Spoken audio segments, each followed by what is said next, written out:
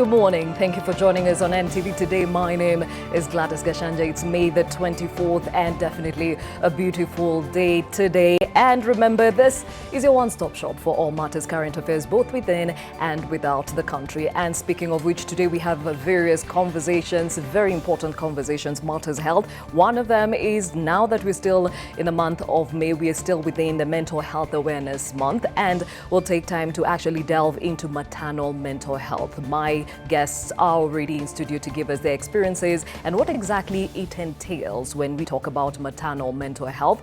And another conversation that we will be coming on later on in the broadcast is that of the correlation between health and the environment. Oh yes, there is a correlation because all of them go back to each other and are interconnected. And I'll give you more details of the same, and we'll be having guests to talk us through that too. But before we get to it, let's look at some of the day's stories that made headlines last night, and of course will be developing today. And police impounded a counter truck loaded with consignments believed to be fake gold. The vehicle was intercepted at the Jomo Kenyatta International Airport during an operation conducted by officers attached to the Directorate of Criminal Investigations. NTV's Seth Olale with more.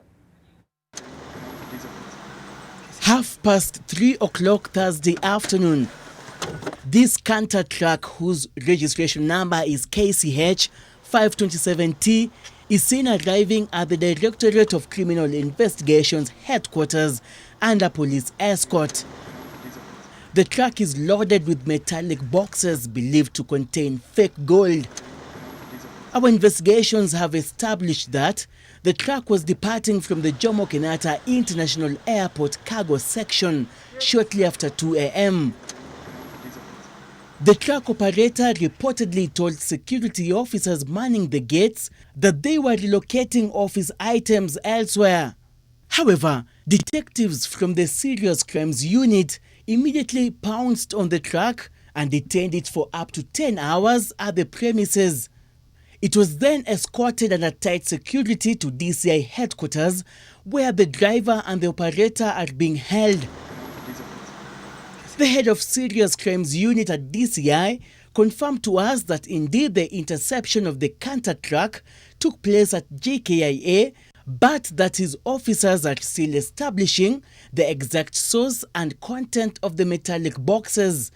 NTV has since established that the truck canter, whose logbook number is L494580V, is registered under one Dorcas Wanjiru Theory on the NTSA team's website.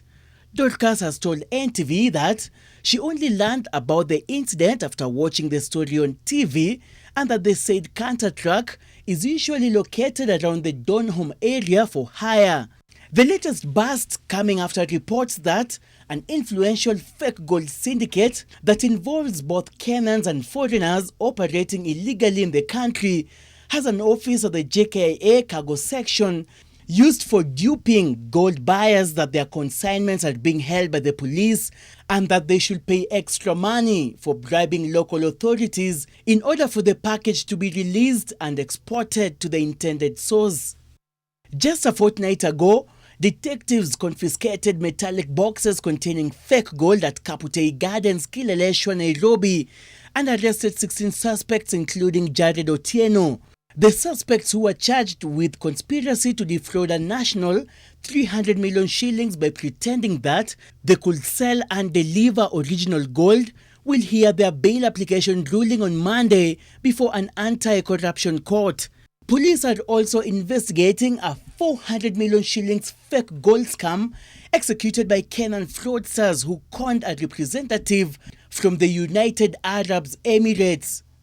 Inspector General of Police Henry Mutyambai is finalizing on a report involving the fake gold scandal that will be issued to the Director of Public Prosecution, Nurin Haji, who will give further directions. Seth Olale, NTV at the DCI headquarters, Kiambu Road. Now to another story that made a spectacle yesterday, though it's something that you're likely to see every other time. A crowd of waiting supporters clustering around Kiambu Governor Ferdinand Waititu moments after his encounter with the detectives from the Ethics and Anti-Corruption Commission. Now, not at all bad, a bad crowd for someone accused of corruption, right? Well, the Kiambu governor was last evening freed on anticipatory bail after spending most of the day with the EACC detectives at the Integrity Center. Now, his round trip started at his Runda home after detectives raided it last morning, and carried away bundles of documents to aid the graft probe. But as the EACC calls it corruption, he calls it political witch hand, and blamed his troubles on his support for Deputy President William Ruto. NTV's Kennedy Murithi was following that story.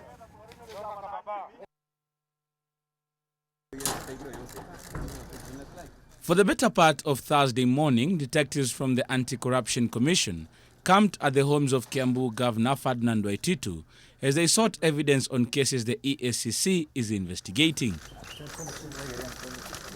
Plainclothes officers from the commission and uniformed officers from the regular police unit surrounded his house in Runda, where they found him from about 5:30 o'clock in the morning as they waited to effect a search warrant. They searched his house and cars which were parked in the compound as they sought crucial evidence to firm up their case against Waititu, family members, some close allies whom he is thought to give county tenders to, and a host of county officials suspected to be part of the ring. The EACC, in a statement, has confirmed raiding the governor's houses, saying it is investigating 5 allegations.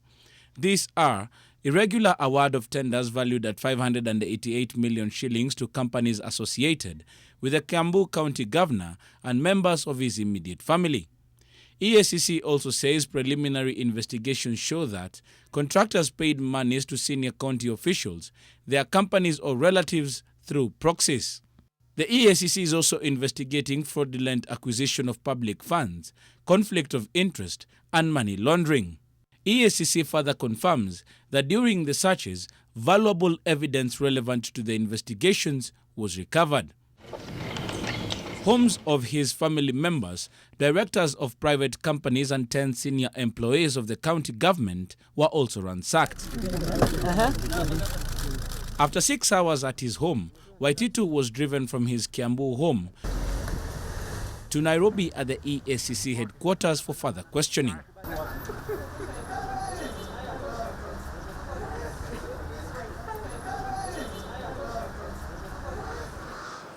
In Thika, EACC arrested 2 Kiambu secretaries attached to the Kiambu chief officer in charge of finance, Faith Njeri.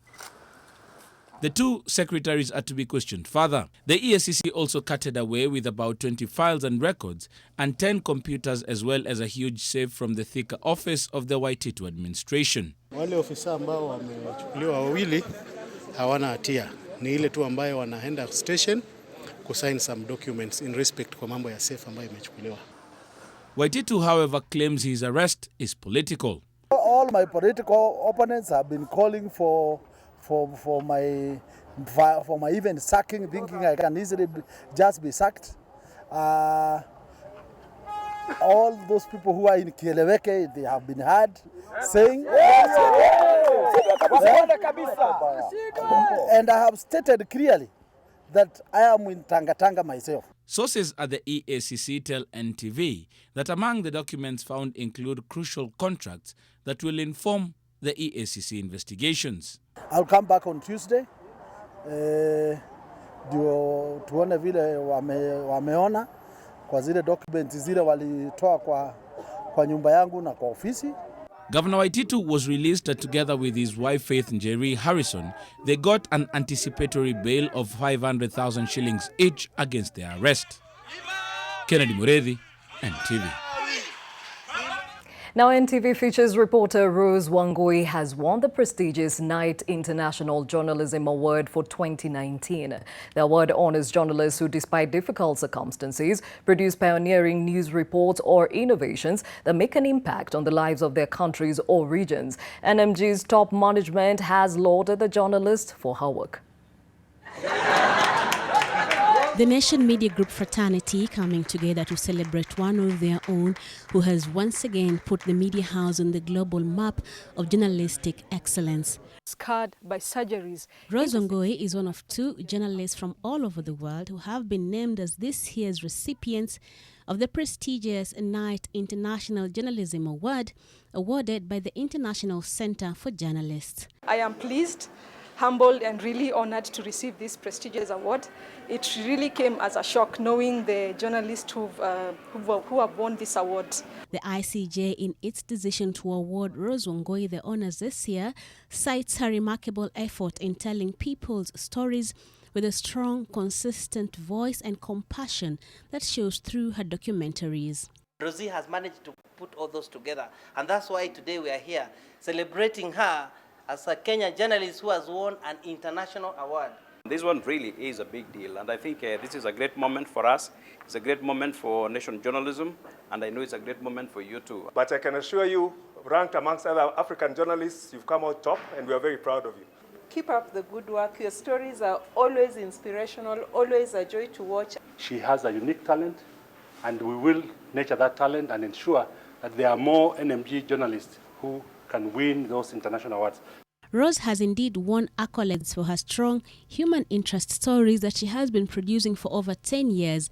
She has cut a niche for herself with stories that touch on the real issues that others have often overlooked. The Knight International Journalism Award recognizes excellent reporting that makes a difference in the lives of people around the world. It is usually given to reporters, editors, technologists, media managers, or citizen journalists who, despite difficult circumstances, produce pioneering news reports or innovations that make a significant impact in their countries. She'll be feted in November this year in Washington, D.C. Brenda Wanga, NTV. Well, congratulations to her. Now to one of the conversations we'll be having this morning on NTV today. As I said, we're still within the month of May, which is the Mental Health Awareness Month, and we are focusing on maternal mental health. Well, to help me have this conversation with me are people who've walked in the shoes, and they will definitely help us understand more about what we're talking about this morning. I have Lindsay Wangari Kenneth, I have Cassia Mwangi, and of course we have our therapist for the day, Rosa Sanao. Ladies, thank you for joining me. And for most people, they might not understand the importance of this, but before we get to their stories, let's bring you up to speed about the impact of maternal mental health. Now, if you can have those graphics on air, according to the World Health Organization, that is the WHO, about 10% of pregnant women and 13% of women who have just given birth experience a certain mental disorder, primarily depression, and this is a worldwide statistic. However,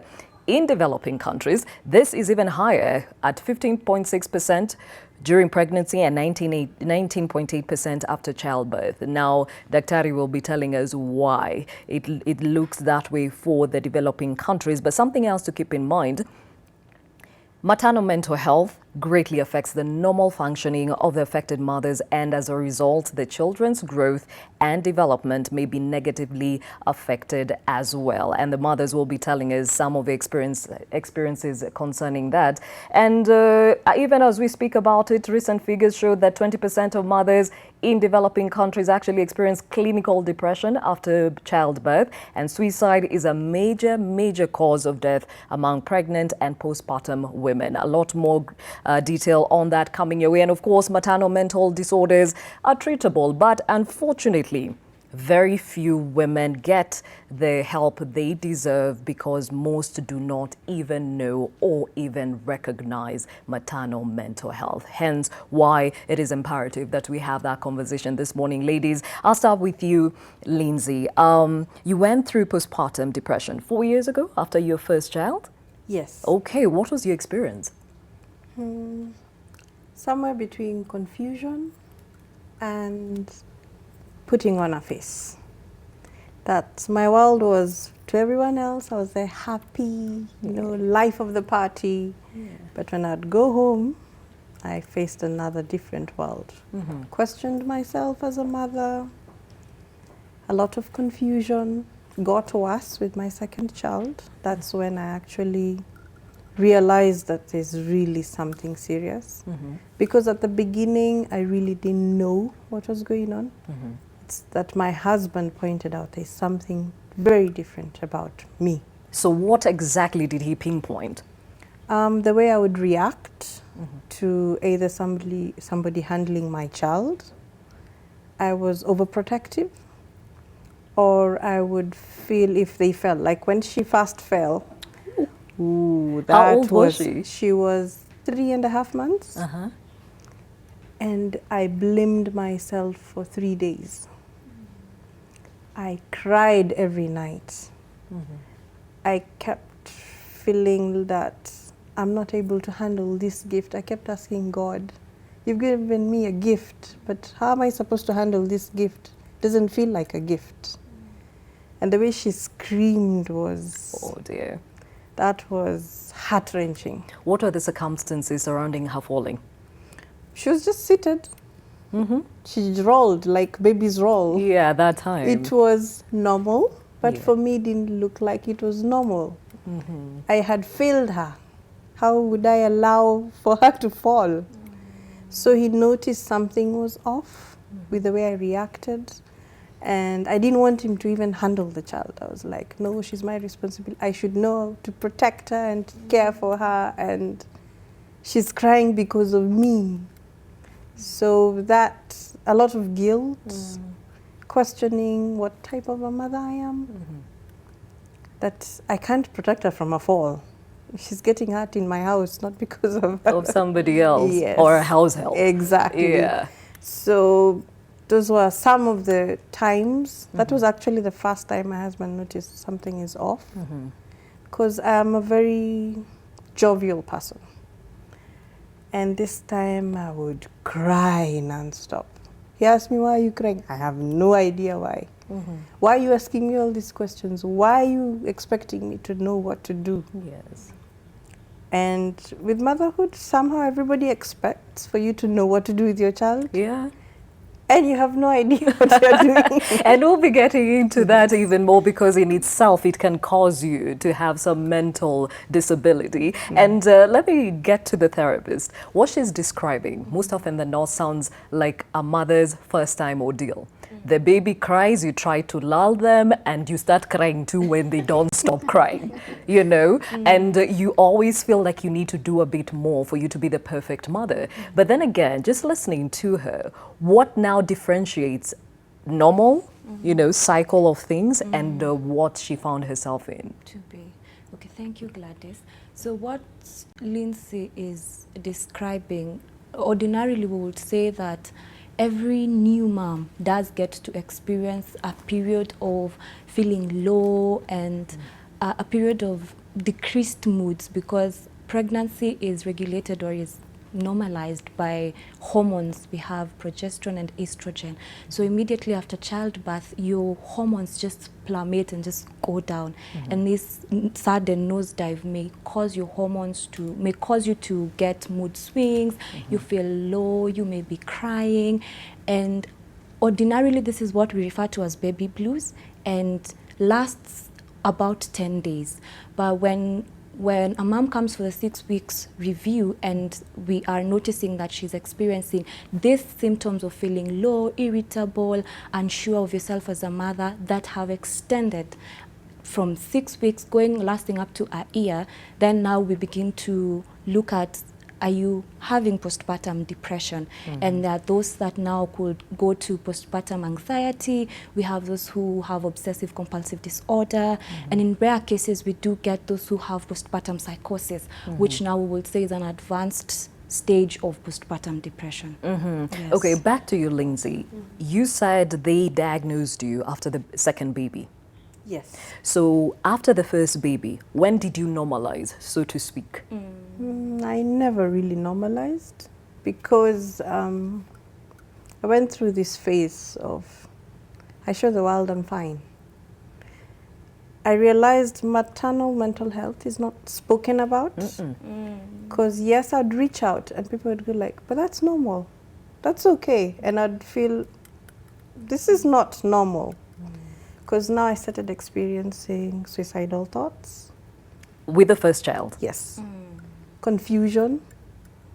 I would have moments, and I thought maybe it's my blood pressure. I'd have it checked. Nothing was happening. Sometimes they'd say it's my blood sugar is not okay. But I'd tell the doctor there's something off about me. I just feel this is not right. So I'd journal, and I'd write out my feelings, and I'd say I can't recognize this person. I'd look at myself in the mirror and tell my husband, I don't know who that is. I have no idea who this person is. But somehow I'd suppress it. You go like, okay, let me leave the house, I'll be fine. So I'll be around people, I'm fine, smiling, perfect mother. But every time somebody would tell me that, because I'd take care of my own child, I really didn't have help. And I'd feel like, are you sure you're talking about me or somebody else? My confidence plummeted. Everything I used to believe in, I stopped believing in. My relationship with my husband was also strained, because even communication, I'm so glad I have such a loving husband, because he would look beyond, because he'd say like, this is not you. I know you're going to get better. And I understand the child has changed a lot for you. When she was 3 months, I had to go back for reconstructive surgery because something happened during her birth. That also traumatized me. Was it a normal birth or CS? At a normal birth. But something went wrong with how I was stitched, and they had to redo the whole job. So the pain. Nobody tells you that motherhood comes with all this other things. We're always told about the glitz and the glam, but not the other side of motherhood. Well, they normally shock you also about the birthing process, but really don't get to the nitty-gritties. Exactly, that's how it was. So by the time she was about a year, I was getting better, back to life. But I had conceived already my second one. So my world changed completely. Wow. That was, and it was at a time when we had a lot of changes even in the family. We had moved house, and I later learned mental health and moving houses and a lot of changes at once, not good. Small things affect you. Like, there's no running water today, you cry over that. There is somebody insulted another person, you feel it. You cry on their behalf. Yes, exactly. And I would feel more than I usually did. And this felt it was different. When I speak to other mothers, they seem to have it all together. And I seem not to be able to put it together. I talked to my mother, and I really wanted to be like her. Our mums were the perfect mums. Well, it looked like. Yes. That's what we were living up to. Clean house, cooked food, clean baby, the baby sleeps on time. Oh dear, I didn't have any of that. Oh, well. Yes. Just listening to Lindsay, Rosa, just to pinpoints that there is a gap already. Thankfully, she has a husband who would see beyond what was happening and see there's something off. But she even told a doctor, was it your gynae? No, it was somebody else. I was going to a general doctor. A GP. Yes. At this point, you would see even a health practitioner did not recognize what she was dealing with. Exactly what should people look out for? Because most often than not, when you get a baby, it's about how is the baby doing? Yes. And not how is the mother doing. Thank you. And even just to pick from what the doctor asked, in most cases when you're going for your review, all we ask is, are you well? Are you breastfeeding? Is your milk okay? Is everything okay? Nobody takes time to ask, how are you coping?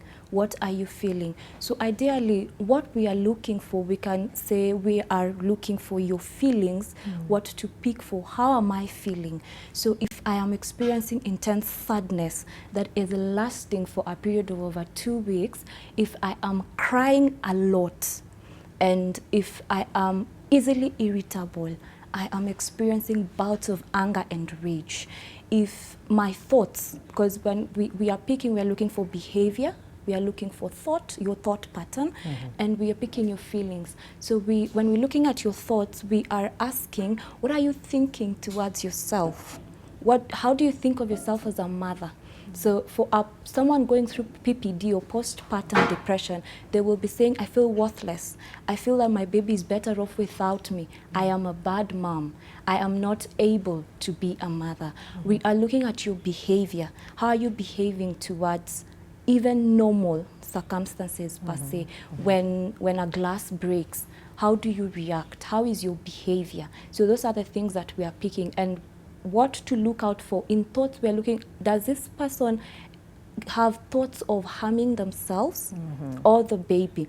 That is a crucial thing to pick for people supporting moms and new moms. It is a crucial thing to pick when you are going on your normal day-to-day with your baby. How am I feeling?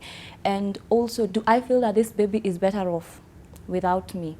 Or I am better off without the baby? Because we've had cases of infanticide. Is the baby better off, or am I better off with the baby? So ideally, on a general scale, that is what we are looking at. And some of the risk factors we would also look at is, has this person had a previous history of mental illness or a family history of mental illness? Cases of child abuse.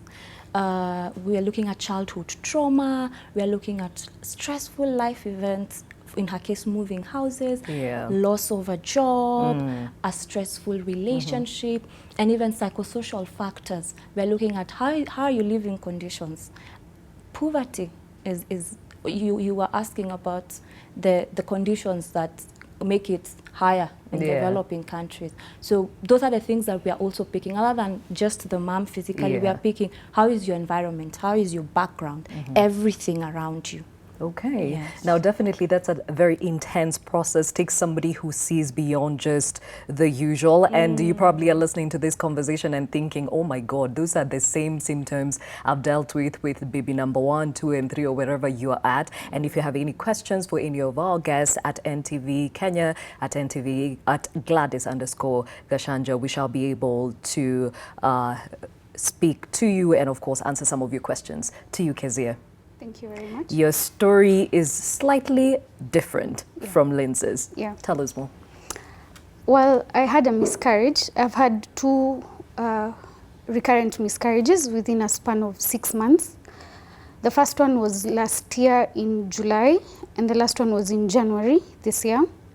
So with the first one, I remember I started my clinic at around 9 weeks.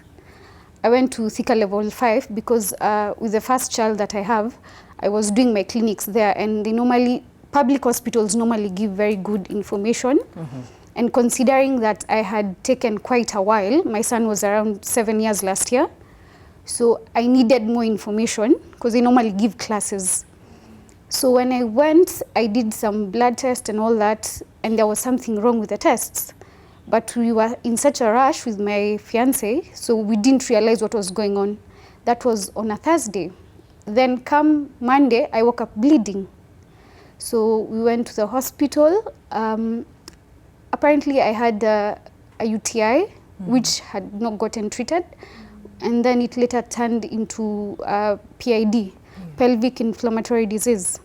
So I got treated. I don't know why I didn't go for an ultrasound the same day.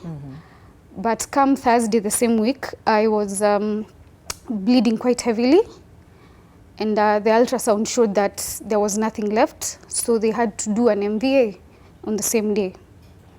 So I remember crying so much. It was coming from the ultrasound, then actually getting to hear that there's no child, and then you're being told you have to get an MVA the same day. So it was quite a bit. I didn't get counseling at that time because I thought, this is easy. I've carried a first pregnancy. Probably this was just an illness, so I'll get over it.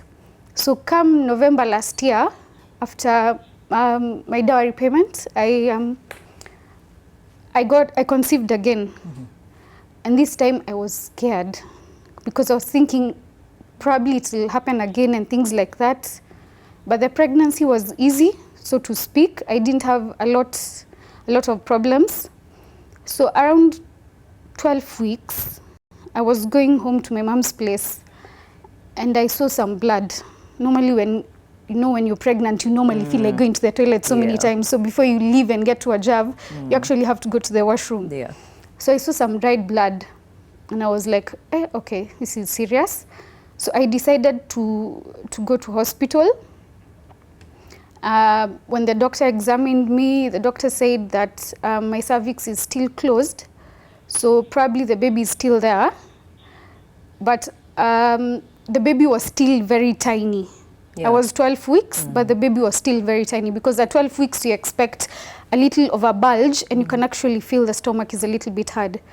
So I went for an ultrasound. This time around, the baby was still there, but there was no heartbeat. The measurements of the baby were around 8 weeks and 5 days, and my pregnancy was reading at 12 weeks and 3 days. So I also had to get another MVA same day. And I remember checking the previous doctor report. Yeah. And it was exactly 6 months. And it was just a little bit too much. Yeah. Maternal mental health affects every mother, whether you carried and you never held your child, whether you carried and are holding your child, or you carried, held your child, and your child passed away. Whichever way, it can hit hard. And just listening to Cassia, that is such a reality. Now, Dr. at this point, I know she says they didn't think it was important to get help the first time round. It was important, right? It was important. And I empathize with you, Cassia.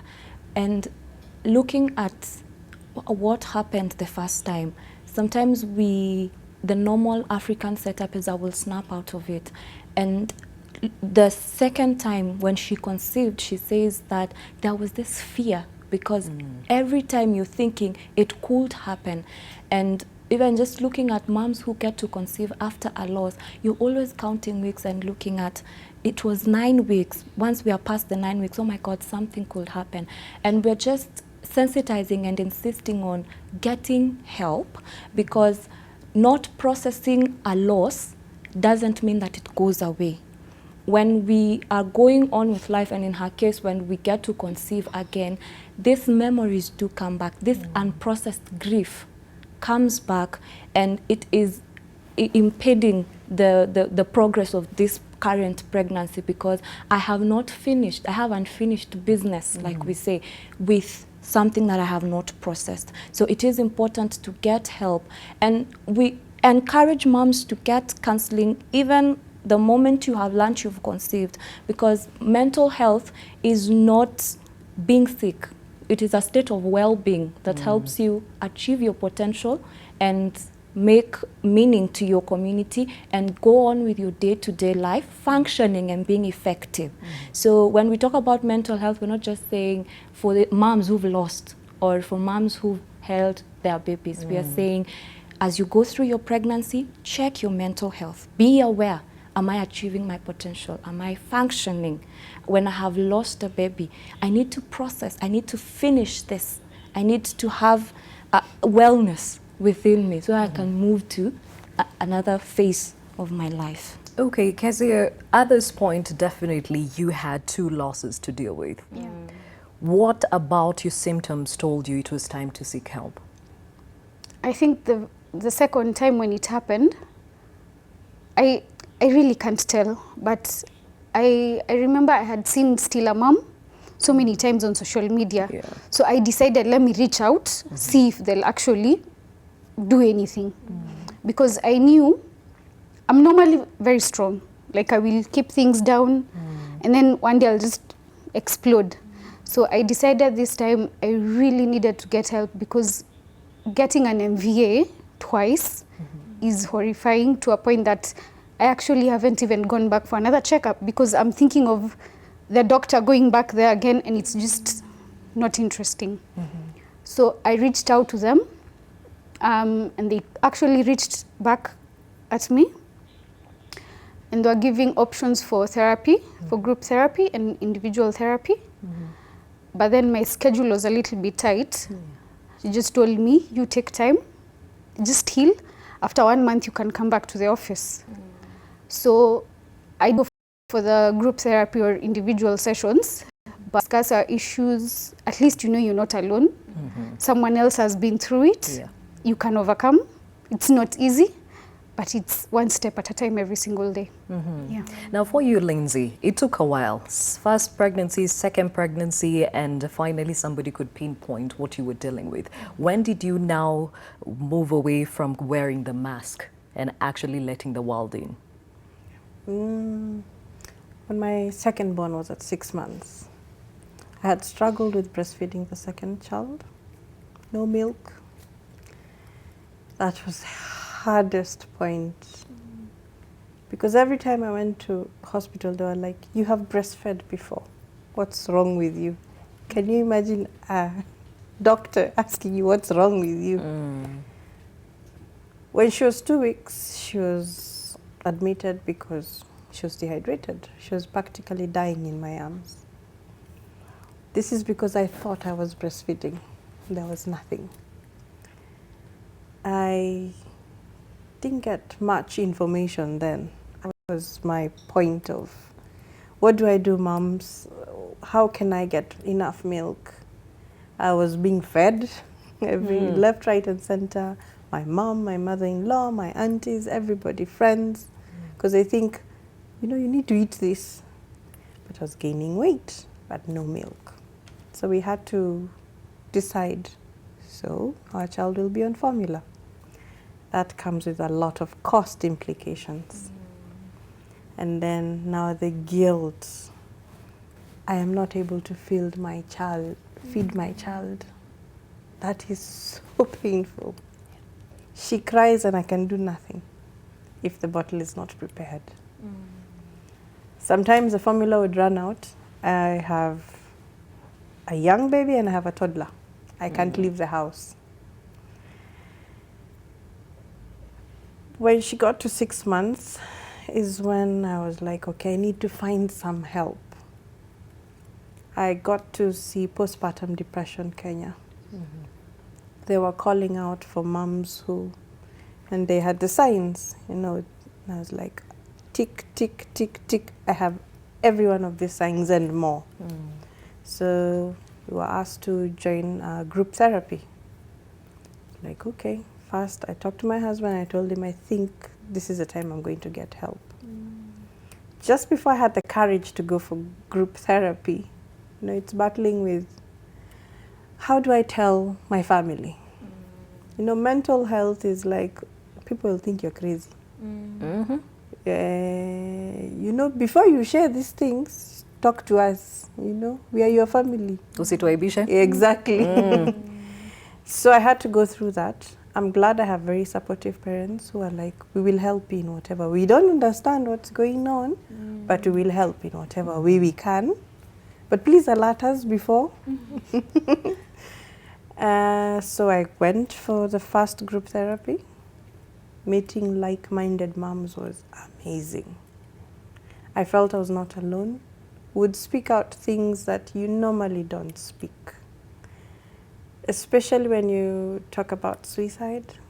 Everybody thinks like you're being dramatic or what's wrong with you. Like some would point out, you have everything. You have a great husband, great parents, beautiful children. What else? Why are you being ungrateful? So, you know, you still go back with that guilt. But in the support group, it was amazing. I'd find the therapist especially would sit us and she'd tell us, it's okay, you're in a safe space. Share. So went through 5 sessions, at least once every 2 weeks. And then later I had individual therapy. Now that's where she was able to find the core of what was really, you know, the beginning of my postpartum. These were just add-ons. As Rosa said, there were other things I had gone through but I had not healed from. So this is why I had all these issues piled up. It's very important for us mothers to realize it's okay to not be okay. It's okay to say, I'm not fine, it's okay to say, I can't handle this child now. Please, hold it or do something. Let me walk out and get a breather. Yeah, I like what Lindsay is saying, because one of the biggest triggers of maternal mental health issues is the lack of support. You think as a family you're supporting them by giving them the porridge and the njahiz and whatever, but what you're not aware of is this basic support. Take the child when I'm tired, take the child when I need to sleep and stuff like that. Daktari, I know when they come to you, it's the mother you're focusing on and the child, but there is a support system that helps the mothers along, right? Yes, and as we talk to the mom, we usually ask, one of the questions is, how is your support system? And many times you'll hear a mom saying, I have none. Because to them, whatever they're giving is not support. But if I go home, I will find a whole host of people in the house and we are here to support the mom. So there is already a breakdown of communication on what exactly is support when we are talking about support. And what we are saying to people out there supporting moms is, ask, how can I support you? So that I know when I am supporting you, I am not hitting blindly. And ask, how are you coping? Would you like to talk? How can I help you today? And even for people visiting mothers, don't just go and sit and wait to be hosted and you say, nyumba yake ilikuwa chafu. These small things that we take for granted because we assume there is a certain way the mom's houses should be like. To someone else, maybe the world is turning over. So ideally is ask, and for moms, accept to receive support. Yes. Because sometimes we like to be in control and we want that feeling of I am in charge. And so even as much as there are people who want to give support, the mom is not able to open the world and say, I can't receive support. And that in itself could be a challenge because of, again, background issues. Where am I coming from? How was I raised? How did I see my mom handling support, asking and receiving it? In our home setup, what was a sign of weakness was expressing being overwhelmed, expressing fatigue, a sign of being weak. So when I internalize that as a child, when I come to bear my own children, I know at the back of my mind, when I say I'm tired, it means I do not want children. So when I say I am tired, that is how I internalized growing up. And even asking for support from your partner. We are encouraging moms to allow dads in. Because again, sometimes socialization is mtoto ni wa nani? Wa mama. Wa mama. So daddy's work ended at check, paying the bill. And then afterwards is graduation, receiving the certificate. But we are encouraging dads to participate right from conception. Ask, how are you doing? How are you coping? Because we find cases of even the father will just ask, wamesemaje daktari? Uko sawa? Haya. After delivery is mtoto ametoka, ko sawa? And we are going and we move on. And interesting, they still take the paternal leave, eh? Yes, 2 weeks. And they go watch game with the boys and rest. But we are asking that get help also when you also, because childbirth comes with change. The father's world has also changed. They feel this overwhelming responsibility for my wife, for the mother of the child, and for the child. And they also are not aware this thing that has come, how do we handle? So support is very, very, very key. Even dads, ask for support and give support. Sit down with your wife and ask, how can I support you? Sometimes all she wants is a hug. Or tell her, you're doing well. When I come to the house and the house is not in order, I will not ask, umeshinda ukifanya nini? I mean, I left you in the house. I need to find everything okay, but ask, how's your day? Are you experiencing challenges? So it is a whole spectrum we are looking at, but basically just ask, receive support, and give support where we can. Okay, now that we've brought in the fathers into this conversation, Cassia, you carried these children, you felt it, and that's why you can even tear up, because it takes you back there. But there's a man who walked with you. How does he deal with this, or how did he deal with the losses? For the first one, I remember when the guy who was doing the ultrasound said there's actually no child. Alimuuliza, please tafuta heartbeat, like just look for it. And then after that, he literally broke down. And then that's when I broke down. But after that, I think he normally bottles up, so he didn't talk about it. But this time, the second one, he couldn't even come to the hospital. We got into a fight so bad that things are really bad between us at the moment. And sometimes we think that men don't get affected. You see, men have been culturalized to actually put their feelings inside. And if they're going to look for help, it's logical. They'll start looking for solutions and not actually deal with the pain that they're feeling. So when they start spiraling, that's when you actually see that this man needs help.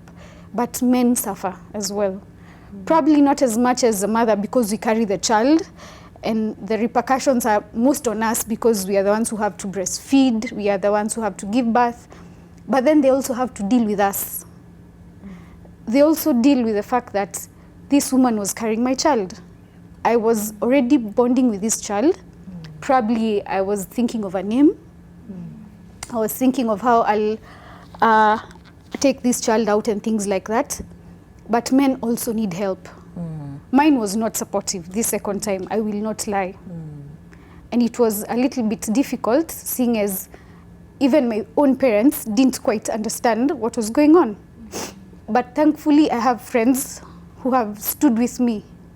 And that is what makes this a little bit easier. Okay. Yeah. Now, Lindsay, you mentioned that your husband was supportive. He tried as much as he could to understand this. But then again, at the end of the day, there were a lot of changes. Even as you went through it, he absorbed a lot of the things you couldn't handle and walked with you places some people never went. Did he decompress? Did he come back and get a debrief?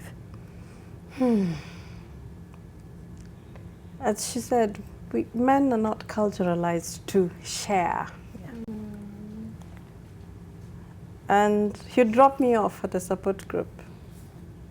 Then one day as we were driving, he just went like, is there a support group for men? Or husbands, or what do I need to do? Because I really don't understand what's going on. I think maybe I also have postpartum. And I remember we started a conversation of paternal postpartum depression. And he's talking to fellow men, but men always go like, yeah, I had this feeling, but then let's have it over a drink. That's a conversation. Fortunately, he would decompress with me. Sometimes it would be okay with me, and sometimes it would be too much for me. Because now I would be on the floor. There are times my fits of anger were so bad, I'd just walk out and just go anywhere. And he had to deal with that because he's now left with a baby. He's wondering where the mother has gone to. And I have left, I have no phone, I have nothing. So he would also now, communication breakdown. It affected our marriage really seriously. We were at a point he actually said, now, what is this? I didn't sign up for this. But when we calmed down, and he was able to also speak to my therapist, also speaking to our parents, both our parents, and also he decided to educate himself about mental health. We have another form of mental health in the family. So he was like, okay, let me see what's the difference. Are you just going crazy, or what? Should I be prepared for something else? Okay. So I'm glad he was open to learning, but it took a while. Because men have been taught, you're the man. Kangumu. Jikaze kisabuni, So he at least opened up to wanting to learn. He's very involved with the children. Actually, I say he's the one who's raised our second born from day one. Feeding her, changing her diapers, everything. So it also helped for him to learn and bond with the child, because I had issues with bonding with her because I could not breastfeed. But he would also write little notes, tell me, it's okay, what you're doing a good job. Don't feel bad. The child is fine, she's healthy. Look at her, she's fine. So that really helped. Eventually also got individual therapy with our therapist, and he would go and talk it out or to a counselor. And it really helped to, he's now more aware, and he's actually now talking about it. In fact, when I was coming here, I was like, yeah, go, tell them. Yes. Excellent. Now, Rosa, before we take our first short break on NTV today, the truth of the matter is the men, the fathers, when this whole process is ongoing, they are kind of lost. You see them at the wards, at the theaters when they're waiting for their children. And it's one thing for the mother to deal with the labor pains. At least it's tangible. Him, it's all here. So when you go through such experiences as that of Lindsay and Cassia, it takes the man on a different level. What should be kept, in mind for all those that are coming to see Mama na mtoto? How about the father? That's a very good question, because when we come to see, we are looking for Lindsay and the baby, and we are telling the man, take care of them. So he is a caregiver. He has suddenly stopped being daddy. Now he is the caregiver. When we meet him, we ask, wanaendelea aje? And what we, as you're asking, what should be kept in mind is that the dad is the parent too, to this new child. So we have two parents. So when we come to see the child, we are asking mommy and daddy, how are you doing? And even to the men out there, when you're supporting fellow men, please don't buy him the drink first. Ask, how are you coping with this new situation? How can I support you? Do you want to talk about it? And, for men, they decompress over, they could decompress over a game, over activities, manual activities. And that is their way as they get to talk about it and vent it all out. But ideally is, as we are offering support to men, is that let us just be present. Let us allow them to be there. Sometimes their issue is even that they are not allowed to be there. As long as they are paying the bills, kazi yako imeisha. But even a way of helping them is allowing them to bond with the child. And I can imagine for Lindsay, him bonding with the child helped him through the process, because he felt present, he felt appreciated and validated that your presence is important, your input is important. That is a way of offering support, because what we are telling this father is, we value you, we value your input. And this way, when you feel needed, you feel that even my feelings are now valid, I can now share. So we begin from acceptance and validation. Let us validate these men. Let us put them into the core business of parenthood and allow them into this space. Then as they feel needed and validated, they will now be able to open up into that space. Okay, now for Cassia's situation, it's a little bit different, and clearly you can tell that he is dealing with his own issues the best way he knows how. What would you suggest? How would you suggest they handle this? I would suggest therapy, because again, we are different. We may lose the same person, but we grieve very, very differently because of our personalities. So we may see that Cassia is grieving this way, and for him, the outburst, the withdrawal, the isolation could be his own way of grieving. Because again, we ask, growing up, how did he see people grieve? What was the environment and the perception of death when he was growing up? Because if we don't talk about death where I come from, of people that I have seen, how about someone that I have not met? It becomes a whole complicated issue, and especially if this is the first time he is experiencing such kind of a loss. So I will recommend therapy, individual, group therapy. We have support groups for dads too. At Still a Mom, we do that, and we already have a support group that is coming up. And also couples therapy, just to be able now to work on how are we grieving together, because loss also affects marriage in a whole spectrum of issues, because now communication comes into play. Any trust issue that I had from my background, can I trust you with my pain? Can I trust you with my grieving? So I may see him quiet, but it is because he is unable to trust me. He is not very sure if he can trust me with this pain, and he feels maybe I am expecting him to be strong for me. So communicating this and saying, I am here for you, and it is okay to open up, and even for the man now to understand, it is okay. you can trust me. What are the expectations around this loss? Internally, a subconscious expectation for the man and for the woman. So there are a myriad of issues surrounding that, but couples therapy, support group, and even just talking about it even before you get there. Just the two of you just knowing it is the loss that is bringing up, or because grief brings unfinished business from your childhood. Yeah. And you're not grieving this loss. You're grieving loss 1, loss 2, and loss from day 1 when you were born. If you had insecure attachments, if your mother had PPD and she did not know, and you developed insecure attachment as a child, now all these issues are compounded into this grief.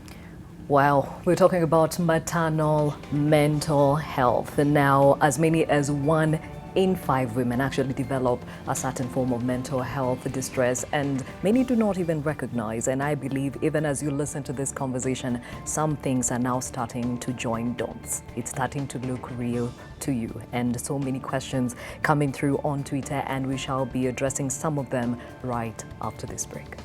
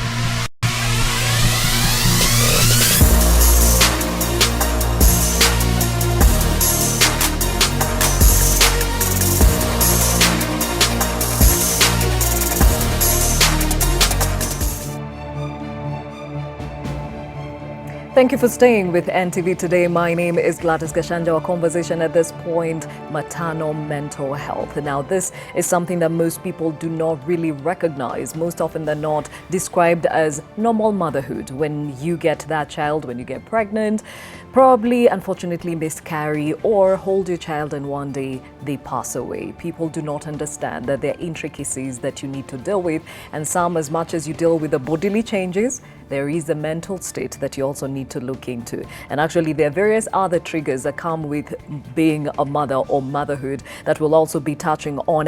And at this point, Lindsay, your husband understood, but there's some people I'm sure watching from a distance thinking, what is wrong with this one? Let's talk about the stigma. Wow, that's a whole other pot. The whispers from your social circle decreases. Some, come to you and they go like, after all, some would walk up to me and go like, I've had 7 children, so you with 2, why is it such a big deal, Like getting to our spiritual activities on time, like on Sunday, we are going for worship. People don't understand with depression, even leaving the house is a task. You have anxiety, you have all these sorts of fears. Just getting your child ready to get out, already that is a task in itself. Getting 2 children ready is even harder. Dealing with your own emotions. Clothes don't fit, you feel you're no longer confident in the person you are. So you get to a place and you're very late. And then this person walks up to you and tells you, so what's so special about you? Like you just need to get up an hour early. And they don't know, maybe you've been battling the whole night with a sick child. Sometimes you haven't slept through because you have insomnia. My depression came with a lot of insomnia. I'd sleep maybe at 4 a.m. The whole night I am awake. My mind is very active. I have energy for days. I can walk out and face a lion. That's actually one of the signs that showed I was not okay. Because I didn't fear darkness. There's that, you don't have that normal fear for danger. Inhibitions. Yes. You are courageous, that's what you think. Or mine would also have, I would have compulsive behavior, cleaning. I'd clean and clean and clean and clean and clean and clean and clean. And I'd be awake till maybe 3:30 in the morning because I'm struggling to find sleep. Your mind is awake. It's reminding you of how bad you are, how much of a bad mother you are, how my children will be better off without me. My husband will be better off without me. Your family will be better off without you. So the stigma from people even talking about it, some you open up to them, they become the village newspaper. Oh, look at them, And nowadays in the circle of social media, it's even harder. I've seen, you get even triggered by things. You see people reaching out for help, but look at what happens on social media. So what's special about you? You just had a child. You're being ungrateful. So my social circle decreased. And also you lose your independence. You now have to depend on other people. That was hard. I'm a very social person, so that was one of the things that hit me really hard. I like to connect with people, now I could not. You're looking forward to adult like talking about the weather and things like that. Just adult FaceTime. Yes, FaceTime. Ooh. But now you're goo gaga all the day in diapers and so you crave for normal things. What people should learn when you're visiting a mother, sometimes she just wants to talk. Talk about everything and anything, fashion, the latest lipstick. Don't start, how is the baby? And why are you not? And, and breastfeeding. And the one thing that affected me most was my weight gain. birthing comes with weight gain. So I'd go like, umenona? Oh dear. Umenona? Kweni? You know? And that umenona, and sometimes you have struggled just to get out of the house. So confidence, zero. Yeah. I could no longer do the things I could do. You know, you go to a wedding and you can't sit with people together because they're like, hey, you and your kids. Getting invited to some weddings, they actually note it, you know, no children under this age. Go like, okay, if they don't want my children, they don't want me. So, wow. Yes. Oh, wow. I'll get to you, Cassia, because I can only imagine your circumstances right after we hear from Naomi in Kitale. Naomi, what's your question or comment? Yes. Sasa, hello. Hi, we can hear you. Nilikuwa na swali.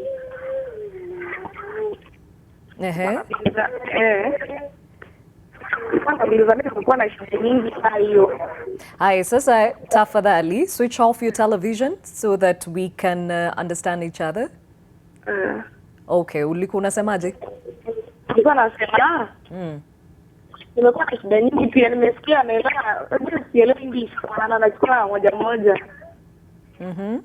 Sasa nilikuwa nauliza mimi nimekuwa na shida kama hiyo, hata sasa hivi niko na lala juu, nimekuwa na shida kama hiyo ya mimba kutoka. Mimba kwangu ilitoka ikiwa na miezi 3.5. Ya pili tena nimetoka ikiwa na wiki 2. Sasa nikienda katimu wanasema hakuna shida yote, niko normal, kila kitu najiuliza ni nini.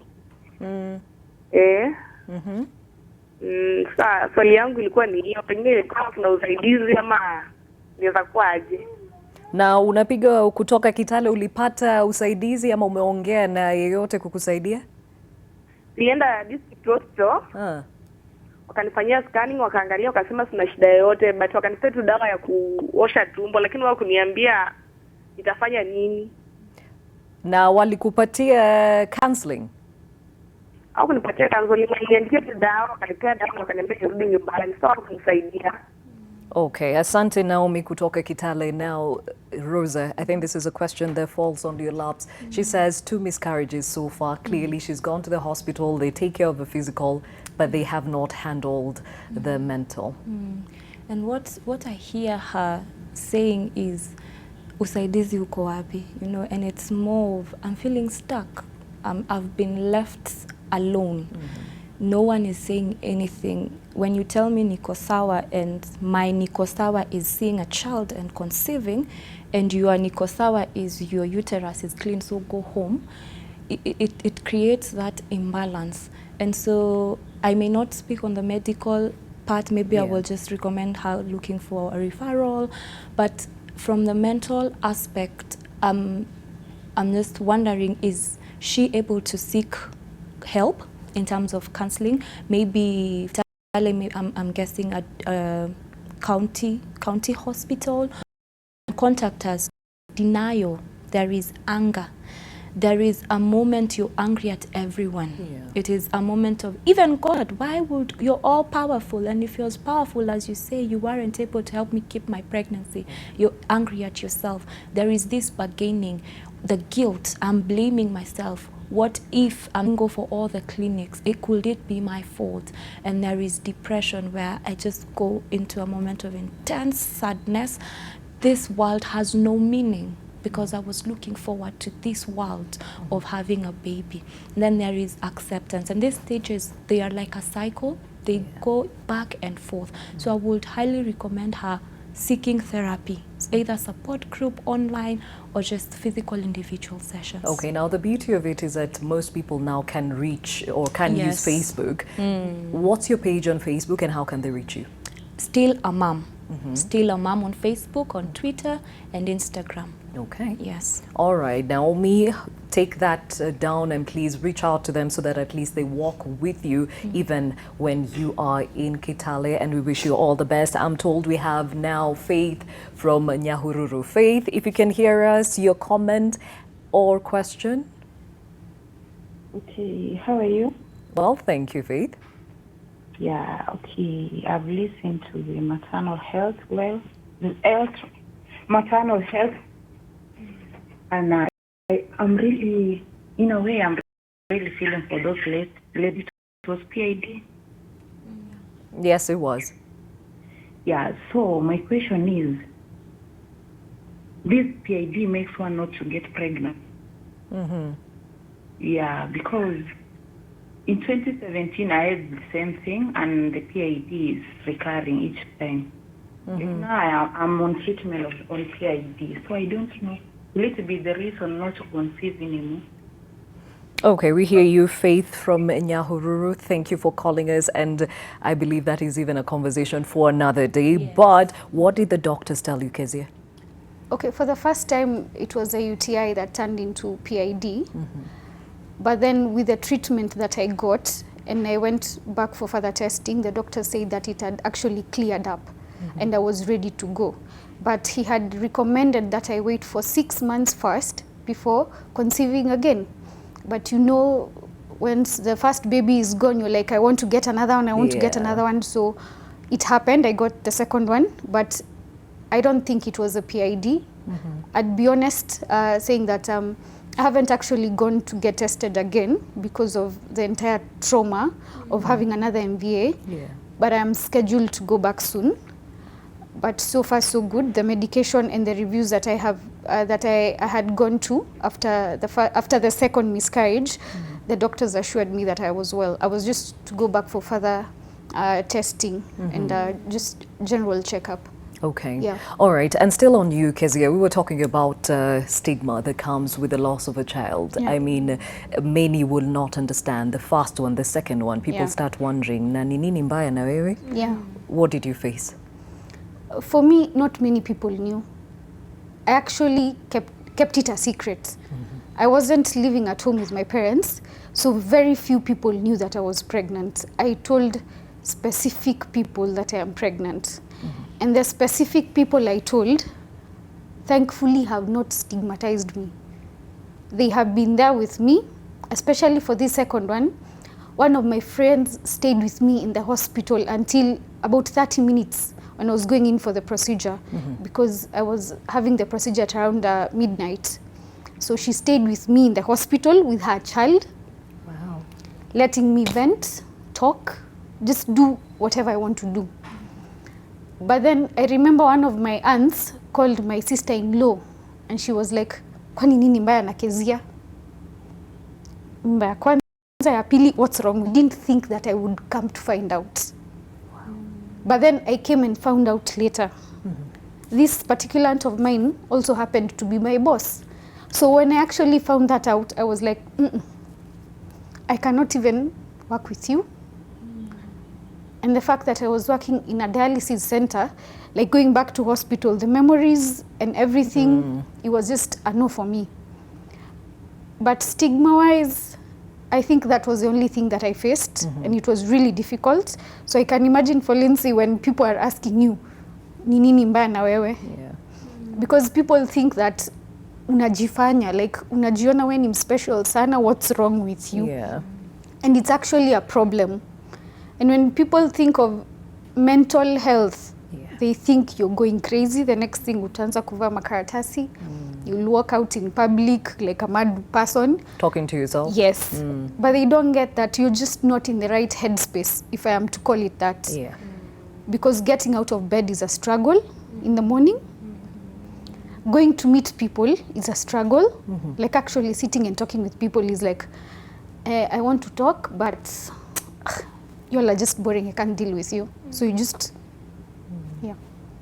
Rosa, she talks about the workspace, you know, and unfortunately or fortunately, we live in an African society, and you'll always be reminded, kwani the ladies in your shags, the ones who have children and tomorrow they're in the shamba, you know, plowing. What is it? What is it about you that you cannot handle this? So many keep it inside, and when you come to the workspace, you put on your makeup, you smile for the world, but inside you're dying.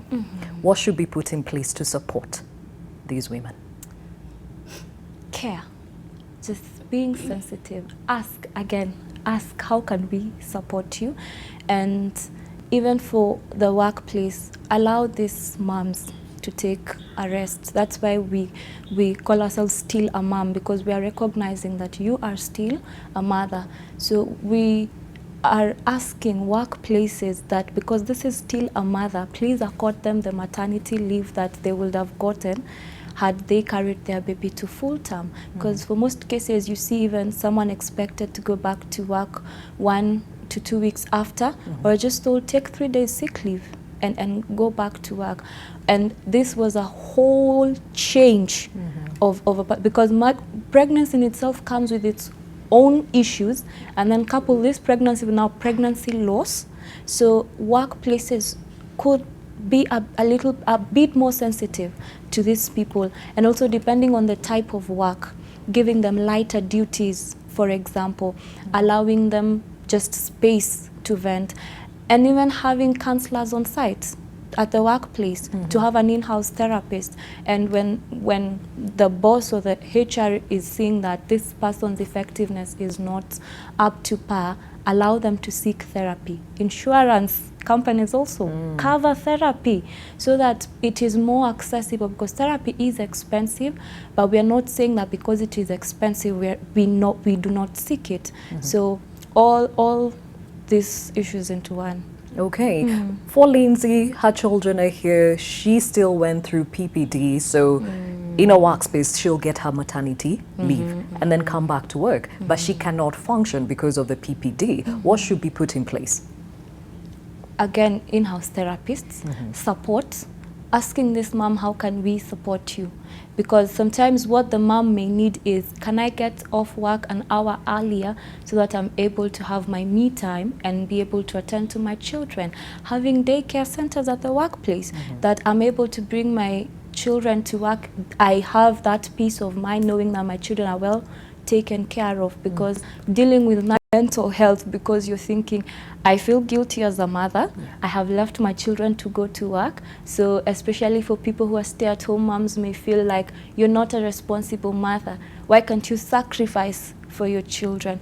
So the workplace could also have these measures, daycare, allowing the mom flexible working hours, breastfeeding friendly environment, and just having an in-house therapist, and even training staff on awareness about PPD, about child loss, and supporting your workers and the staff around, just awareness, so that the office space is sensitive to issues. Not that when you're back to work, you just hear people are whispering and no one is walking up to you and asking, how can I support you? How are you coping? It's just, oh, pole or tuliskia. Yeah. Okay, a question again to you by Seda Marshall on Twitter. He says, how can the interaction between a mother and her baby suggest she may be suffering from mental distress? How do you, for those that are quiet and you can't really pinpoint, but there's some things about how they handle the child that could give away? I would say behavior. When we are picking behavior, we are looking at how is she handling diaper change. Something as simple as diaper changing.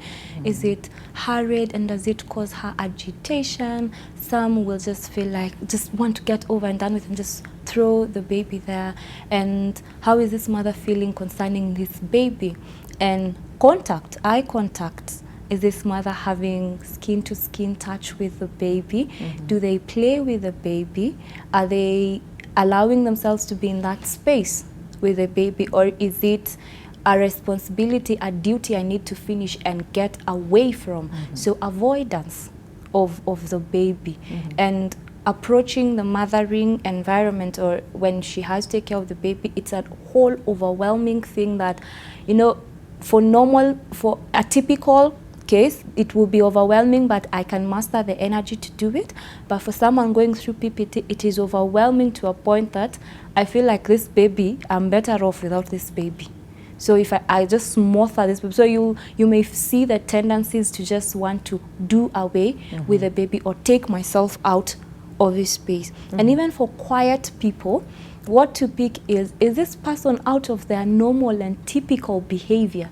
Because even as a quiet person, I do have my normal typical ways of handling stress. So when I am overwhelmed, has this come to a situation or a level where I am likely to harm myself or the baby? Or am I experiencing, maybe other than bonding with the baby, overeating, undereating, lack of appetite, behaviors that I can pick that are out of the ordinary? All right, ladies, as we wind up this conversation, Lindsay, I'll start with you. What would you like people to understand about PPD and just being a mother in general? Motherhood is an on-job training, to be okay. A healthy mother, healthy babies. Right. Take out me time. Help a mother get me time. And also for the mother, Mom, please accept me time. Yeah. And It's okay. Yes, it's okay to accept that I don't know how to handle this. Let me ask for help. Okay. So there is help. There is, at least now we have social media and pages like Still a Mom, Postpartum Depression, Kenya, and we're able to reach out. It's okay to reach out. Okay, Cassia, for you, it was a miscarriage. There are other mothers who had stillbirths, others who tried for children, never got them, others who are going through fertility treatment that has never been successful. All these never held their children. What would you like to say? I know it's not easy. You look at people, and especially mothers, you look at women who have children, unasikia ile uchungu ya ndani. I'm not going to say it gets easier, it doesn't, but when you have the right help, when you have the right friends, you're going to make it through no matter what. And the fact that you lost your child does not make you a mother. It just means your babies are in heaven. Yeah. All right, Rosa, I like a tweet here by Abdallah Dambo, who says, kids do better when their mothers are doing better, which is why we need the government to think about more strategies for our mothers' mental health, because child health is pegged on the good health of a mother. In 30 seconds, what can you say?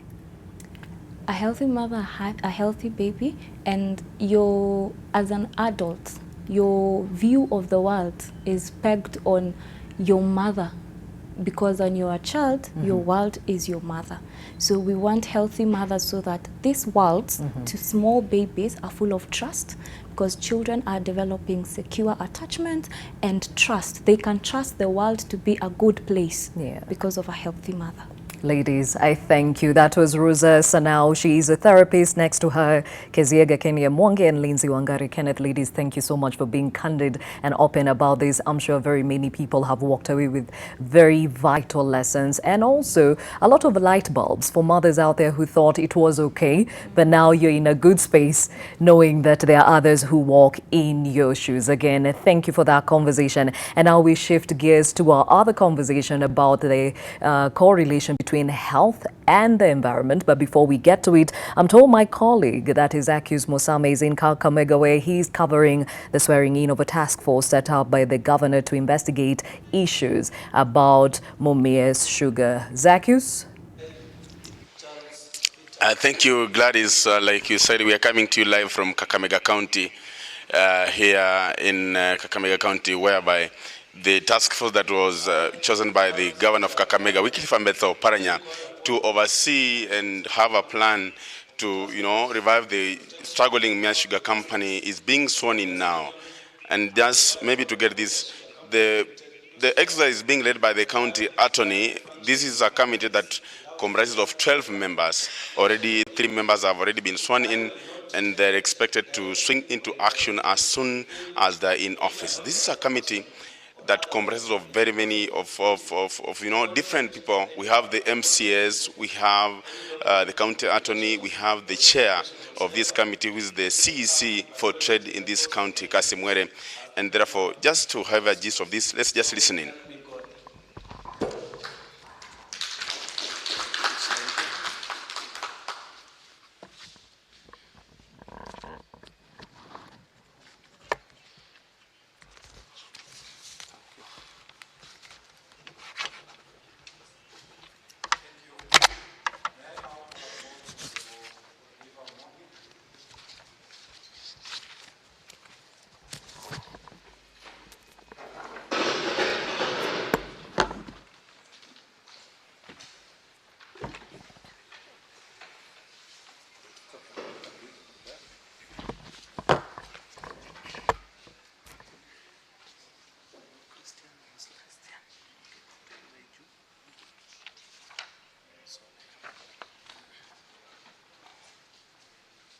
I, Godliver Nanjira Omondi. I, Godliver Nanjira Omondi, being called upon to exercise the functions of member of the Task Force on Protection of Public Assets in Mumias Region and the Revival of Mumias Sugar Company Limited, do swear that I will discharge the functions of my office without fear, favor, affection, or ill will, that I will not directly or indirectly reveal to any unauthorized person or otherwise than in the course of duty the content or any part of the content of any document, communication, or information whatsoever which may come to my knowledge in the course of my duties as a member of the task force. So help me God.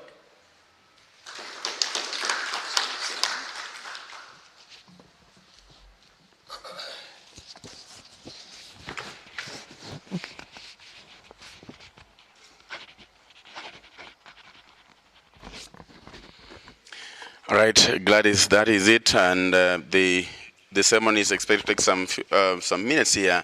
But then we are also going to keep an eye and see, because this is a committee that was formed 2 days ago, and the duty is specifically to look for a turnaround plan to revive the giant Mumia Sugar Company that has been struggling, and for 6 years now it has been sinking, and therefore the county government through the CEO, that is Wycliffe Ambetsa of Paranya, so it's important to come up with a measure that he says is going to help to revive the company that has been struggling for some time now. So Gladys, we are going to keep an eye on this and very many other stories that will be making headlines from this region of Western Kenya, and we'll be updating you as they unfold. Back to you in studio. Them sit.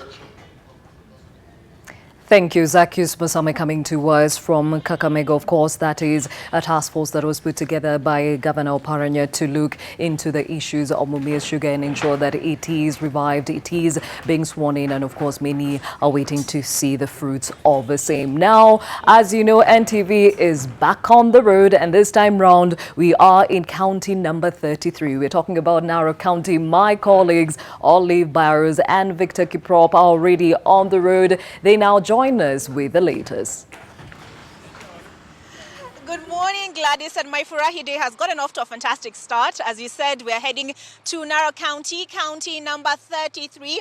The plan is to get a taste for the culture, a taste for the not the wildlife. We'll be eating the wildlife, but we will be viewing the wildlife. Also, get a sense of the industries that power the Narok economy. And so we are going there with Victor Kiprop from the business desk. Victor, what in terms of business will you be looking at? All right. As you rightly say, Olive, we remember Narok County plays host to the famous Masai Mara National Reserve. So we will be, of course, focusing how this impacts on the county's revenues. We will also be looking at the revenues from the wheat farming, because Narok County produces nearly half of the country's annual wheat production. We'll also be focusing on other smaller types of businesses, such as the rungu making business, the Maasai regalia making business, the beads industry, and quite a number of other smaller low-income household, and the way they try to survive, including even selling milk between farmers and neighbors. So we will be unpacking the entire county number 33 to you this entire weekend. Remember, we will be there across from today all the way to perhaps Monday morning. Okay, but before I hand it back over to you, Gladys, just look behind me. We're at what is popularly known as the Viewpoint, and I'm told on one side of me is Mount Suswa, and the other side of me is Mount Longonot. So it's quite scenic. I have to say I'm enjoying my Friday thoroughly on the road. It's a road trip. With me is Dan Mule. Edmund Nyabola is already in Narok County, so we will be coming to you live together with Edmund Nyabola. As I said, Dan Mule, Eunice Omolo is also part of the team. Bridget Ngana is also part of the team. So it's a huge team. We plan on exploring Narok County to the full. And Edmund tells us it's a bit chilly though, so it's a good thing that here at Viewpoint there is a curio shop selling Maasai blankets. So I'll grab myself one and say goodbye for now. Victor, any parting shots? All right. We will also be looking at other special and sensitive sectors, such as the education, levels of education within the county, other issues including teenage pregnancy and even the female genital mutilation, FGM. All right. So there is plenty to look forward to, and I am happy that you've chosen to pick NTV as your station of choice. Thank you, Olive Barros, Victor Kiprop, who are on their way to Narok County. Remember, we are on the road yet again, NTV on the road, and this is the Sova edition. Looking forward to many stories coming from that county. And remember also, this is the county that will be hosting this year's Madaraka Day, so a lot coming from that county ahead of those celebrations on 1st June. Now back into studio, our second conversation of the day, very vital. We're talking about the correlation between health and the environment. Yes, it might sound very removed, but trust you me, everything in life somehow is connected. And to help us understand more about this, I have Professor Mary Kinoti, who is a human lifestyle and sustainable consumption expert. I'll start with the lady, that's why I did. And of course, we have Dr. John Ngige, who is the director, Kenyatta Prime Care Center, and he's also a nephrologist. Thank you for your time. And of course, I have the architect Robinson Manguro, who is the Kenyatta National Hospital Projects Manager. Thank you for joining us. Now, I'll start with you, Daktari. Help us understand prime care at the Kenyatta National Hospital, because most know KNH is the biggest referral hospital in the region, but now there's this prime care that has come up. What is the difference between the two? Thank you very much. As we know, like you said, Kenyatta National Hospital is at the apex of healthcare, and we attract our patients from all over the East African region, and we envisage of providing quality care. So as a creation of the board decided now to set up an enterprise wing or a strategic business unit which aims to make money, so to say, but then the resources that comes out of it is used to now harness activities down to the lower level. Simply said, we are trying to look at matters of equity, access and quality all in one. So we make money, we get business concepts, and then the money we get, now we take it down so that we can now improve the infrastructure and healthcare for the people who are down or in the lower wards. Okay. Yes. All right. So most often than not, maybe KNH will come to the news for all the wrong reasons, you know, but you're now putting yourself at a position where you need to change or want to change the narrative of the same. How do you see this happening? Yes, unfortunately, you're right. More often than not, we'll be picked up for some wrong reasons. This idea of setting up KPCC actually came up as a response to that. Because if you have ever visited KPCC, you'll see it's a different infrastructure altogether. It's cleaner and all that. The culture also of the persons working there is also different. So we aim, therefore, by putting in the attributes that KPCC has to change the narrative or the working environment of the hospital. Unfortunately, yes, the bad part of the hospital thing has eaten into our brand. And so we are working around that so that when you see KPCC, you see the good things that come from KPCC, you are sort of saying, well, the whole Kenyatta is the same. Is it possible at some point the same to be replicated into the bigger hospital? Yes, and it's happening. Consciously, the hospital is going towards that direction, trying to make sure that all the strategies that have been put up, for example, the customer-centric nature of KPC is replicated down to the lower levels. Yes. Now, ladies and gentlemen, we're here to talk about the correlation between healthcare and the environment, and this is where we bring in Dr. Ngige. We're talking about planting trees. How is that now coming into enhancing the healthcare of the people? Okay, probably I can take that. But before I take up that, I want to just make a clarification. I work at the University of Nairobi, so I am a professor of marketing. And actually the reason I'm here, there is a course we teach called green marketing, which actually relates about the product we sell in the market and how they get resources from the environment, and when we consume them, how then they are likely to help to impact either positively or negatively on our health.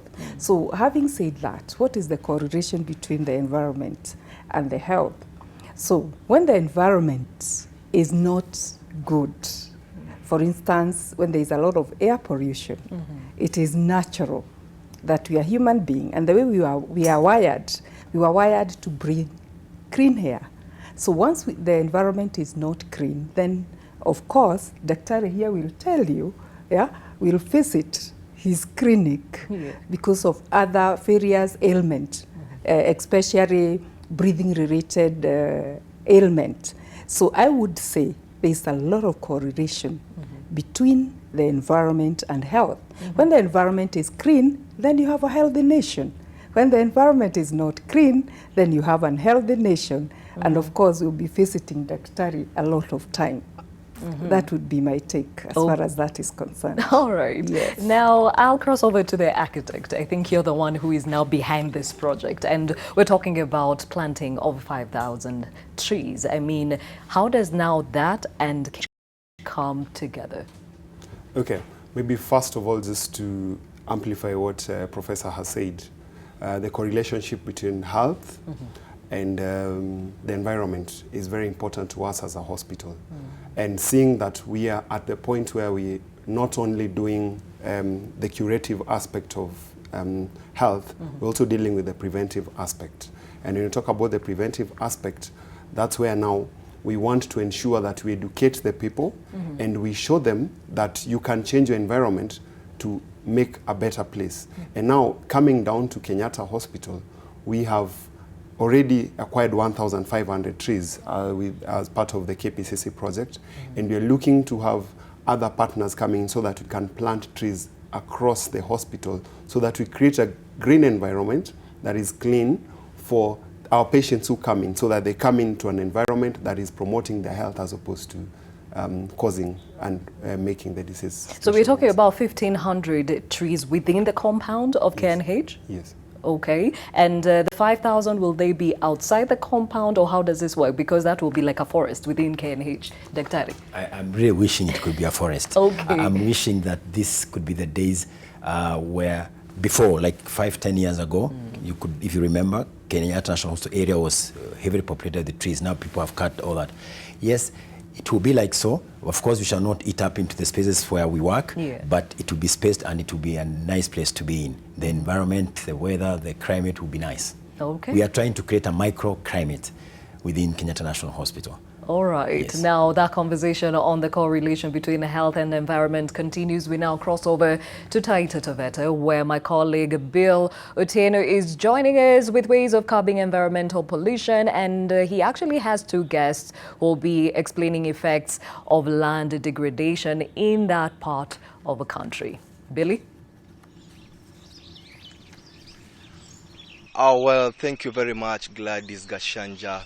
It's a very, it's a calm morning here in Voi, Taita Taveta, and I'm joined by two guests here who happens to be Duncan Mwanyumba, and Duncan Mwanyumba is is a lawyer and also is the president of Rotary Club of Voi, and to the far end we are having Tiju Aziz, who is also the Tiju Aziz is a businesswoman, and also she is an environmental enthusiast, so if I can say an environmentalist.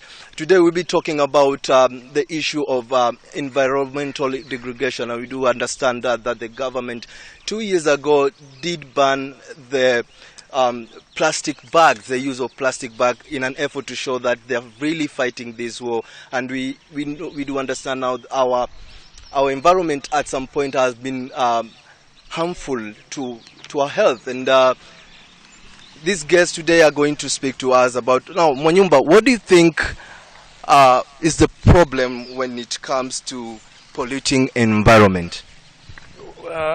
it has been happening over the years, just from the simple actions of citizens, like dropping a litter, dropping bottles of water from which they've drunk, and as they discard them all over the place, along roads and all over the town. The town gets degraded, the environment gets degraded and polluted, and of course this has an adverse effect on the environment. There are other things besides the bottles and litter that are dropped everywhere. We have also the human activities themselves of, if I may say, defecating all over the place, in all manner of places, which have left the environment less healthy, so to speak. Okay, maybe if I may ask Madam Tiju, what are the cause of this pollution? You've been doing it, you've been trying to fight. The causes of the pollution is usually, it's raw sewage that people just, spill into our rivers and streams and go downstream and, pollute everything. Plus, it's the industrial waste also that, the government is not actually implementing on how to go about it, and they just spill all the waste into the rivers, like the Athi River, all those industries there. Of course, there's fossil fuels like coal and oil and all that, which emit a lot of bad gases into the environment, into the air, which you're breathing. It causes cancer, respiratory problems, all these kind of things, which come in. And plus, of course, the plastic bottles, which is now the biggest issue right now, single-use plastic, like straws and, So yeah, we need to, we need to really, we don't have much time, yeah. Yeah, well, if I may ask, what do you think will be the resolution, or what do you think? How should people come up with measures to curb this environmental degradation? What should be the resolution? Well, there are many ways of doing it. Already some are in place, but they've not been enforced. I'm talking about awareness. There should be awareness on matters environment, where we are telling the public and all stakeholders concerned that, look, don't do this, don't throw litter, don't pollute the rivers, and don't you do things that have an adverse effect on the environment. That is one, at one level, or first level, that is awareness, creating awareness. Then there is the enforcement. And that goes with legislation. At national level, at county level, where we should be seeing that, look, there are rules in place, there are bylaws in place that keep certain negative activities or actions out of reach. Yes, so that we enforce the laws, we enforce the bylaws, and we keep the environment clean and safe. Well, thank you very much. As you've heard from them, they've been trying to curb or to think about it loudly, and that's what we have for today, for now, from Taita Taveta. Back to you at the studio. Thank you, Billy Otieno, coming to us from Taita Taveta, and definitely you can see how the environment is correlating with the healthy. And Daktari, just listening to what's happening in Taita Taveta, you'd understand why all of a sudden we have an influx of waterborne diseases, right? True. Absolutely. And perhaps to borrow heavily from what I've studied in kidney medicine, now we have observed that there's an upsurge of kidney disease.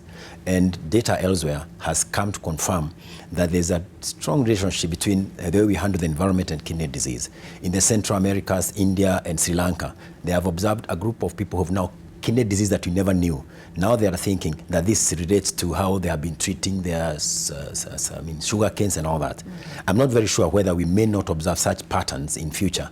And I'm happy that government perhaps has come up very clearly to control the way we are using fertilizers and manures and all that. So true, yes, there's a lot of relationship between how we handle the environment and health outcomes. Okay, speaking of which, Professor, lifestyle consumption patterns, there's a role we all play in them, and there's a way we can actually adjust accordingly to ensure that we support the environment and support our health.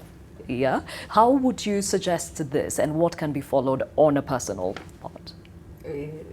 That's a good question. I want to say a lot of what we see in terms of environmental degradation is caused by our consumption lifestyle. For instance, you buy bottled water, you drink the water, then how do you dispose that bottle? At a personal level, we need to take responsibility. Just as that conversation in the tighter taffeta, where they are saying consumers throw bottle here and there, it is the role of an individual to take responsibility in terms of disposing that.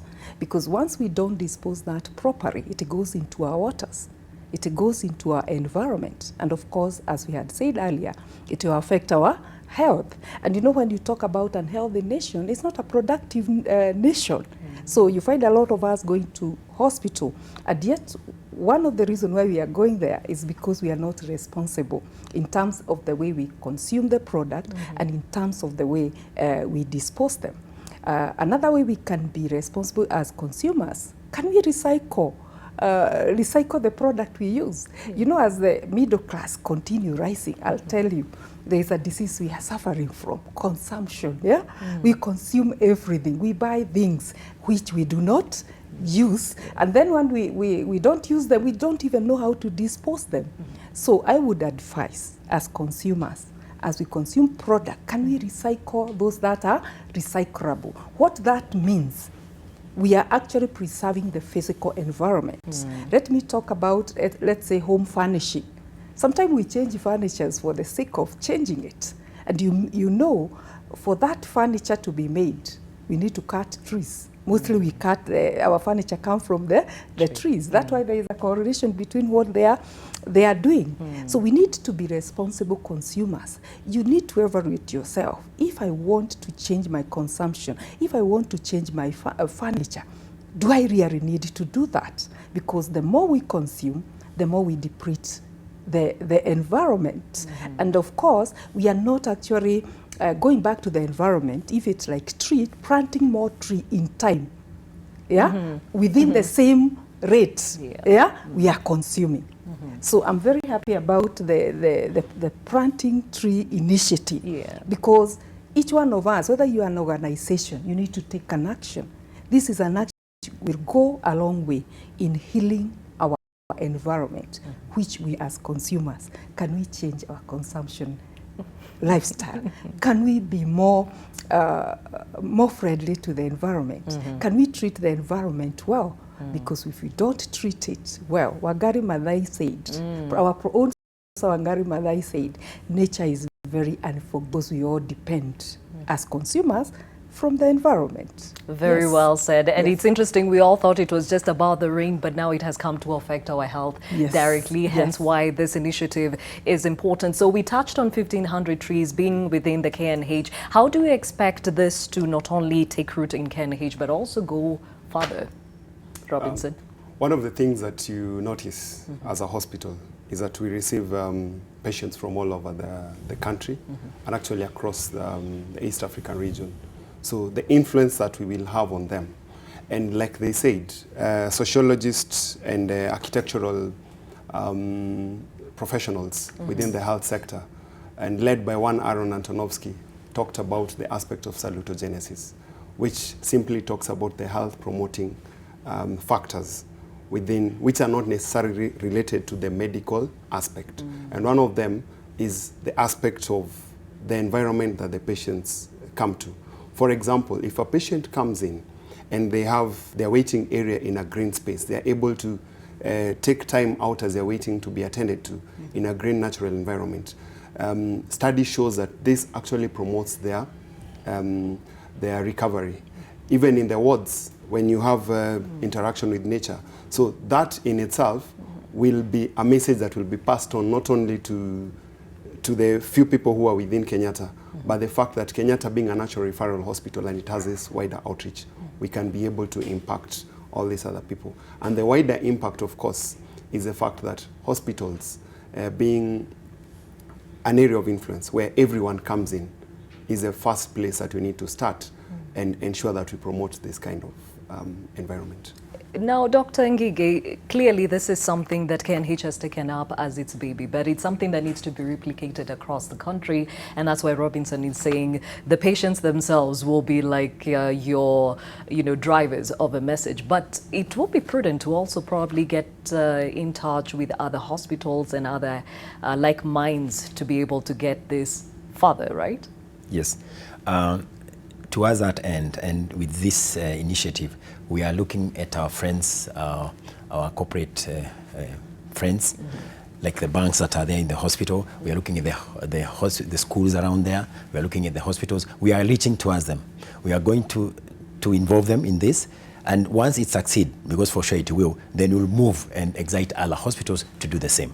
We want this to be the epicenter of this activity, that hospitals must become conscious of the environment, that they must give back to the people by making the environment cleaner for the people. Yes. Now, you've talked about your corporate partners. Are you reeling in the Ministry of Health? Are you reeling in the Ministry of Environment? Because these are stakeholders that are very important in the process, right? Yes, they are very supportive. They're in the loop. As you're aware, we cannot do much in Kenyatta without involving government. Yes. So, because this also is going to be a nationwide program, starting from Kenyatta, we have to be in touch with them. Yes. Okay, now Robinson, even as we are closing, where do you come up with a master plan? Because this is one of the missing links we've had in Kenyatta, whereby the structures that you see there are the same ones that were developed so many years back. And whenever we wanted to come up with new infrastructure, we would simply wake up and, think about just the little environment that we are in, as opposed to thinking about the whole hospital compound, which covers 46 hectares. I'm sure very few people realize how big Kenyatta is. Yes, it is. So that master plan has incorporated the aspect of green architecture. We have looked at how to ensure that the buildings are coming up are sustainable as well. And with this, I'm sure we will be having a healthy environment in Kenyatta, being that we have incorporated this in the infrastructure development and we are planning it. It is being done deliberately and not just as a matter of chance, as you would suppose has been happening before. Okay, now Professor Ngige, we are closing. You have talked about we need to be more aware on how we consume because the ripple effect of the environment hitting on the health is imperative. Your parting words? My parting word would be taking care of environment is everyone's responsibility. And I'm happy about what Kenya National Hospital is doing from an organizational point of view. And as you have said, it should be replicated by every organization. It should be replicated by every individual because we all depend on this environment. So let's be self-determined. Instead of complaining, this is what is happening to our environment, and yet we contribute to the negative environmental effect. Let each consumer, each citizen, each organization, and also the government be determined to take positive steps toward preserving this environment. I'll tell you, it is possible. And I'm very happy because Kenya today has banned plastic. The other day I went to the United States of America. They have not done so. And when I was boarding the plane back to Kenya, they actually warned us, if you're going to Kenya and you have plastic bag, please ensure you leave it here because you'll not be allowed to enter it in Kenya. So we want really to appreciate what the government has started, but we also want to say at individual level, can we be environmental responsible citizen? Because I'll tell you, we are more than probably what we say the Ministry of Environment. So if all of us took that responsibility, we'll have a nice environment to enjoy. Okay, Dr. Ngige, even as we close, your parting words? Oh, thank you very much. What I'll say, I'll ask the reviewers to embrace this change that Professor is talking about, but more importantly on health outcomes. to remember that KNH continues offering quality healthcare, and the KPC as it is the apex of that, and that we are looking or gearing towards embracing tourism, medical tourism, and let us not be left behind. The people who are serving, majority of them are coming from the East African community. So let even our people come so that we can offer these specialist care to them. Let them not just go to India and elsewhere, because we can do it. Fantastic. Well said, Dr. John Gige, Director, Kenyatta Prime Care Center, and is also a nephrologist. We, of course, have Professor Mary Kinoti and Architect Robinson Manguru, who is a Kenyatta National Hospital Project Manager. Thank you for your time and giving us an insight on the correlation between health and the environment. Time for us to bid you farewell on NTV today, but NTV Sasa starts right after this. Have a good day.